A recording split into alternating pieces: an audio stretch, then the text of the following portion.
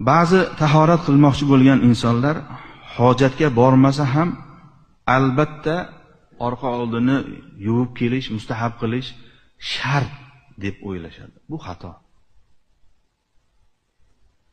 Istinjo qilish o'z nomi bilan mustahab. Mustahab degani qilsa savob, qilmasa gunoh yo'q.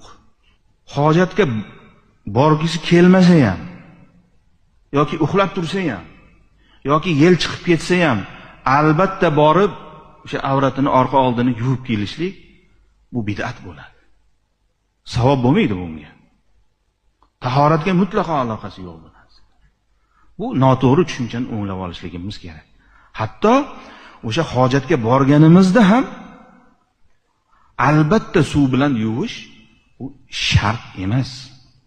Qachonki o'sha katta hojat qilganimizda ko'nglimiz to'lmasa, o'shandagina qog'oz bilan tozalaganimizdan keyin yoki kesak bilan tozalaganimizdan keyin o'sha mustahabligidan kelib chiqib yuvsak savob olamiz.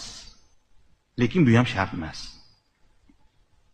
Ayniqsa mana shundaqangi sovuq kunlarda musulmon odam bunga e'tiborli bo'lishi kerak. Ba'zi birlar tahorat qilaverib shamollatib qo'yinman, endi bavlimni tutolmayapman deb shikoyat qiladi. Bu ilmsizlikdan bu. Shariatni bilmaslikdan. Shariat agar bilsak juda ham oson, juda ham kengchilik.